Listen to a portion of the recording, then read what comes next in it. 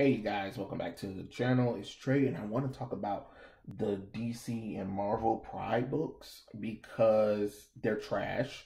The DC comic book one is better. The DC comic book one is better, but the Marvel one is hot pandering trash that really shouldn't exist at all.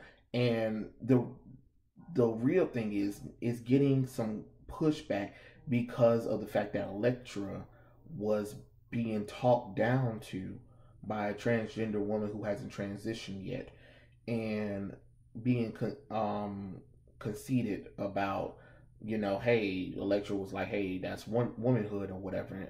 Um, Womanhood, that is very, like the whole, that is very like condescending or whatever to tell a trans woman about womanhood. Well, bitch, no offense, she's more woman than you are, so yeah, I think she knows more about being a woman than you are. You didn't transition yet, so I don't know what to tell you. You know what I'm saying? But this is the crap that's going on in modern comic books and stuff like that. You guys, they're not focusing on telling good stories. They're focused on telling conceited, dumb stories or whatever. I mean, they tried so hard with the opening page with the work about, what's her name, Prodigy, the black character that's all of a sudden bisexual too, where he's like going through history of the gay characters in the Marvel universe, and it's just like, really, that's what you spent your time on? You're really about to go through the history of when the first gay person showed up in the Marvel universe? Like, get the hell out of here. They even had a caveman that had Starbrand on him back in the day, and he was like gay, and it's just like, okay, sure, why not? Why not?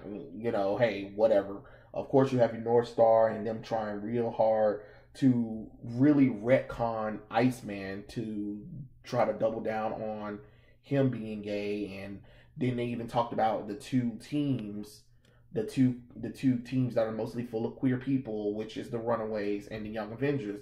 And guess what? The only book that's out is Runaways, and barely people read that book. And Young Avengers has been canceled. So what did that get you? Making half the team that way. You know, it is just weird that these Pride books that they're trying to do really didn't add anything to the characters. Like, even for instance, with the whole DC did the Alan Scott thing, and Alan Scott, talking to his son about him coming out a month ago. A month ago. That's how you know this shit ain't real. The reason why I'm saying that is because Green Lantern Alan Scott has been married to the original Harley Quinn. Um, that's his second wife, and has been happily married to her since the early 90s, or I think 1980s, I believe. I cannot remember when they got married, but it's been early. It's been early, and they have been together since. They've been together all the way up until the New 52. And in the New 52, they put a lot of those characters on a new Earth, called it Earth 2, de-aged them, and then said they have new stories or whatever. And, hey, they made Alan Scott gay.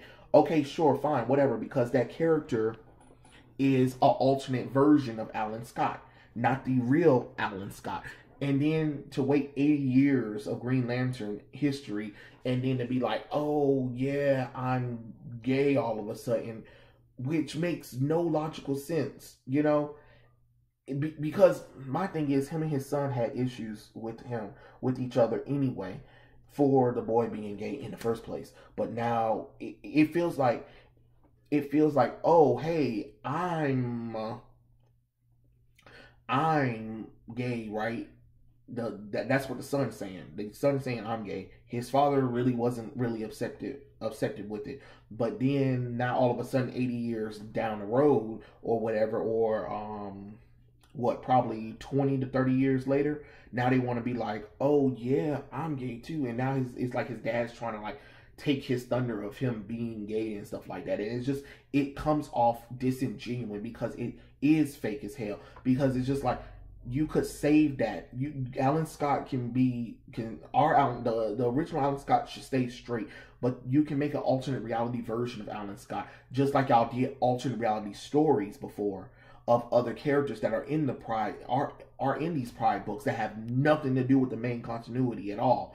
You could have did that. You should have did that instead of actually taking a character that as Alan Scott. And then what pisses me off even more with the Alan Scott thing is apparently Joe Moglen, bitch ass, is also part of the LGBT community. So you already had a Green Lantern that was part of the LGBT community. Why did you take an older version, or older character that had history, that had books, that has almost 80 years of history on him, and then say, let's make him gay, but then you introduce a new Green Lantern and she's gay? Make that make sense. It don't. It don't. Like, my God. I think the most outrageous thing that DC Pride book did was the last story where they had Aqualad in there featuring the Justice League queer for no damn reason that nobody asked for. That Eclipso decided of all days he wants to attack a gay pride. Lord have mercy, Jesus, give me strength. It makes no logical damn sense. It really don't. Why would he wait? Why would he target a gay pride? I mean, I know some people are going to be like, it's random, but for him to randomly even show up at the gay pride was just too stupid for words. Too stupid for words. And then you had whatever character that Aqualad, I guess, trying to see or not see. I don't know. Who cares? That's not even Aqualad anymore. That's not even the Aqualad I remember any goddamn way. So, whatever. And he decides, hey, Aqualad, fight off Eclipso for a little bit while I go and get help. And then they finally get help, and then he's like, Eclipso, we will stop you. The Justice League queer is on the case. Like, no. Oh boy, I knew y'all was gonna like slide that team in. That makes no kind of sense. DC, please listen to me.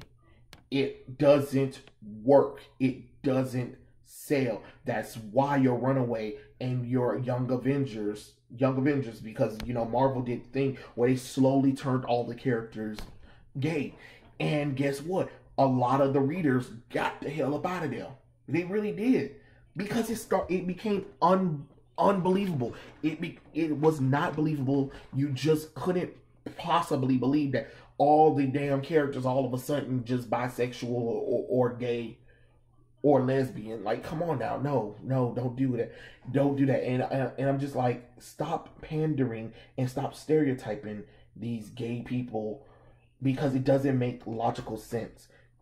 If you really want to do characters that are queer or whatever and stuff like that, go back in the past and actually find characters that are really there, because there are characters that really are there that just doesn't have the history with it. But don't take a character that's been created originally as straight and make them that. You get what I'm saying?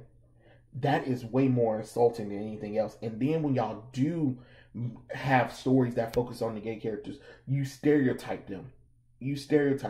Like, and then another thing, the whole thing with the be gay, do the if you're be gay, do the crime. Like, it's weird. It's weird. I'm not gonna believe some fat Jumbo the Hutt fat child can just run up on roofs without his knees giving out on him and stuff like that, and try to be a villain or whatever and stuff like that, just because he's mad that his renter went up on the thing or whatever and stuff like that. He is the person who owns the property, which technically he actually, by law, he does have the right to raise the price on things, especially if within reason. So if it was in reasoning and it got approved, then technically he can. So it was kind of weird. It was one of those, we don't like capitalist nonsense or whatever, but it's just like, hey, you know, you can't get mad at the person. You know, it is what it is.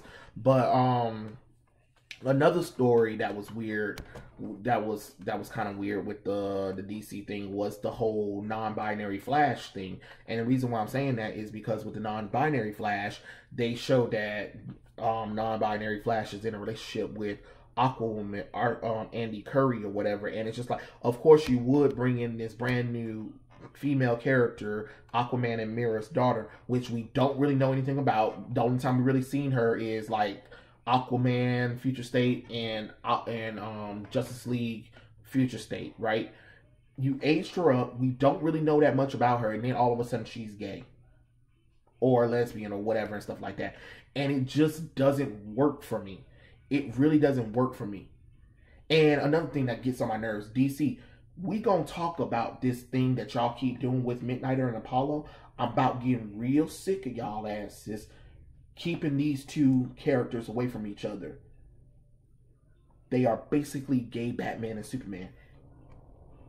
Focus on them. You want popular characters? You got one. You'll focus on Midnighter, but you won't even focus on Apollo. You would literally leave Apollo just there. And they're supposed to be married and have a daughter. Why is that so hard for you to get, DC? You won't even keep them together. And then when you do have gay characters that do have relationships that are very popular or whatever, you don't do anything with them. Or you come up with 500 excuses to keep them away from something or whatever. Batwoman and Renee Montoya haven't even interacted with each other in years. Or Batwoman and Maggie Sawyer. Or for God's sakes, like I said, Midnighter and Apollo. You know what I mean? I mean, hell, I'm surprised. What's his name? L something. The first gay character in DC comic books is with his husband right now. I'm surprised you guys kept that going, because you guys just love destroying these characters so much that it makes no damn sense. You know, hey, if people are saying, hey, they want to see more Midnighter and Apollo, who are actually gay characters, do it. If people say, hey, we want to see more Renee Montoya with Batwoman or whoever and stuff like that, do it. You have them there. I don't want to see Poison Ivy and Harley Quinn because those characters were never intended to be gay in the first place. Sorry to tell folks that no, they wasn't. The same thing with Alan Scott. No, don't want to see it. Sorry. I don't want to see characters. Aqualad. Sorry. When he was created, he was not intended to be gay. Sorry. He had a girlfriend. Sorry. No. I'm not. We're not about to do this with me. You're not about to sit up here and promote characters that were straight at first, and then all of a sudden you want to make them gay and think you can just ride off that coattail of popularity. No. That's not how this works. I mean, hell, you got Obsidian and his boyfriend, and you don't even do anything with that character either. Right there, the children of Green Lantern, Jade and Obsidian, and one of them is gay, who has a man. And you mean tell me we're not going to do anything with this character?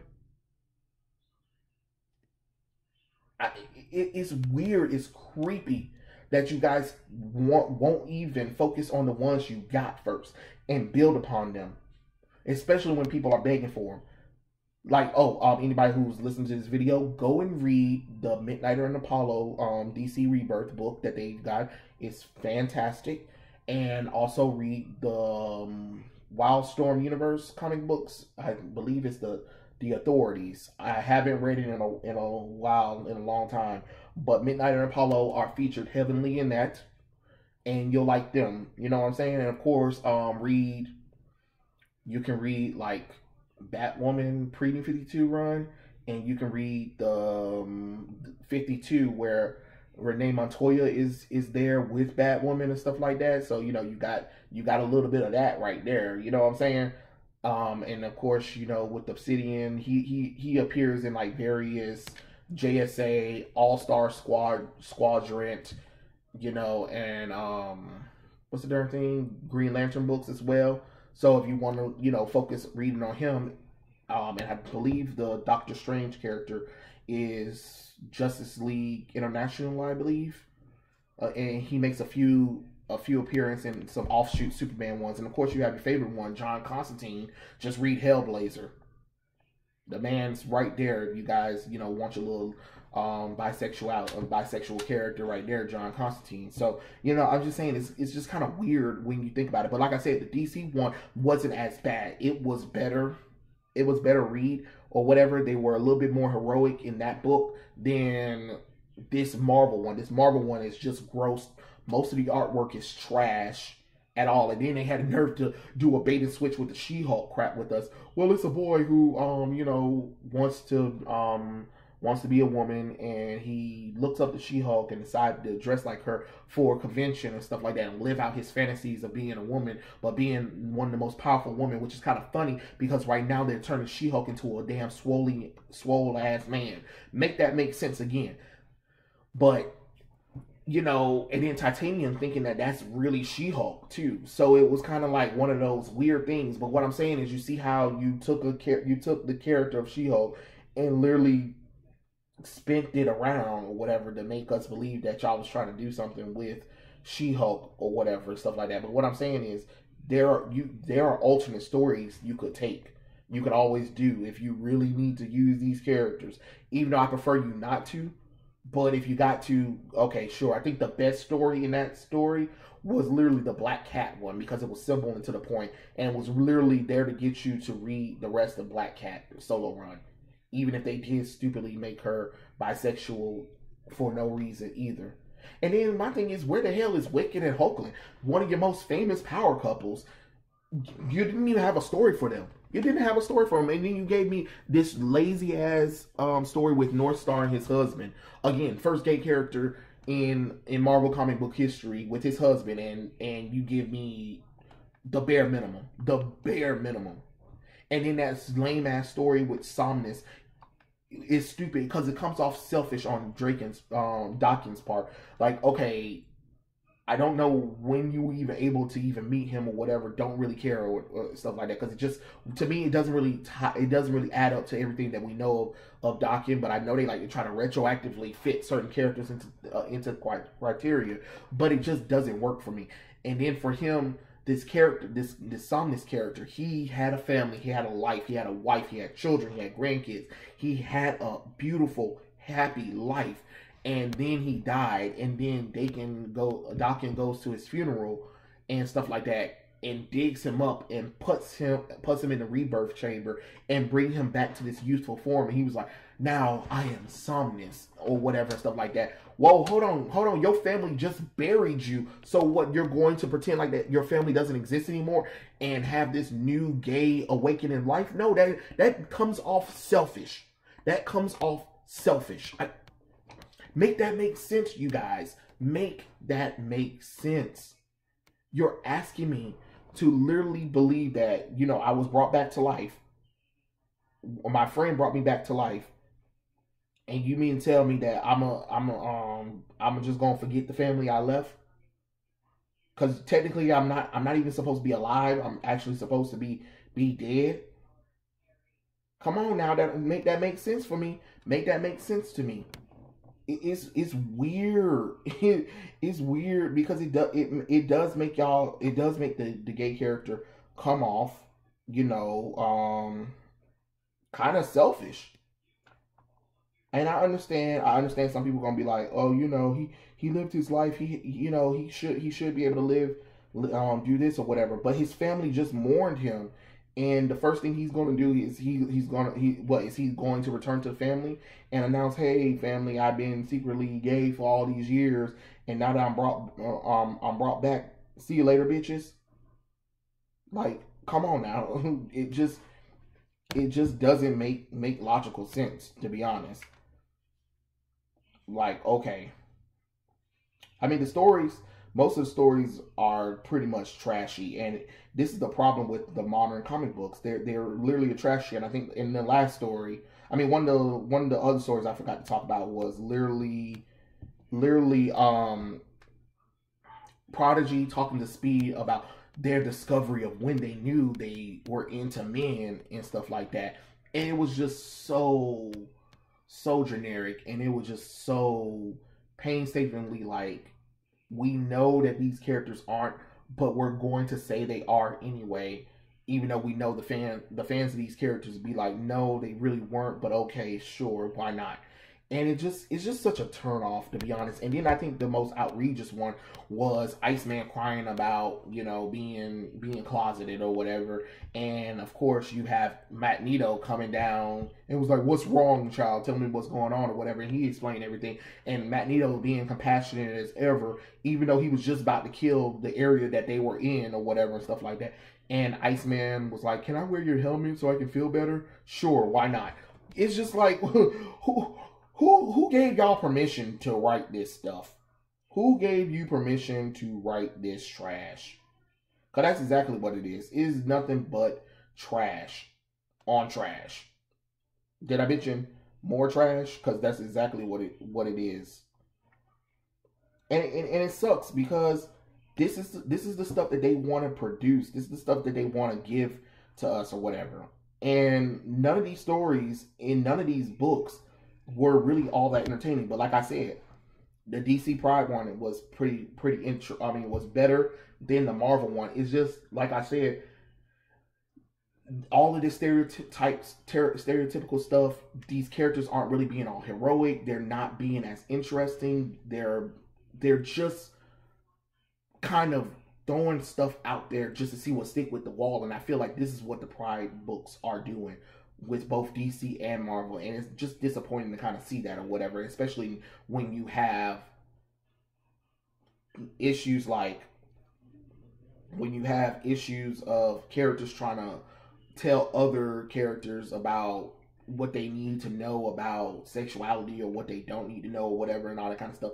It's weird. Or the fact that, like with the DC thing, major backlash from the Pride, their Pride thing was the Pride parade and the whole Justice League queer thing, that a lot of people were just like, what the hell is this? Why are people dressing like that? Why is there in the middle of the road or whatever? Because, you know, like I said, most of the mainstream and most people who read this stuff are not part of the LGBT, so they don't understand all that kind of stuff or whatever. And like I said, with the Marvel thing, is you have a trans woman trying to tell a woman about how she needs to act or behave about addressing a trans woman, and it's just like, wait, but Elektra's more woman than you are, and you know, okay, whatever, sure. It just made me just be like, Lord help us, because we need it right now, because these comic books are just trash fire on all cylinder. They're not good. They're not good. I'm not going to sit here and lie. Like I said, if you had to buy one, which one would I suggest? The DC one, the DC Pride, most definitely over the Marvel one, because the Marvel one is definitely hot trash. But it is what it is. You know, hey, I'm just throwing out my thoughts about the stuff, and it's just getting kind of annoying because it annoyed me with the Asian one, and it annoyed me with the Truth and Justice one. It's just that they get so stereotyped on everything that these characters forget to be that characters first. You know, who just happen to be whatever. But it is what it is. Those are my thoughts. Tell me what you guys think in the comment section below, and I'll catch you guys later. Peace out.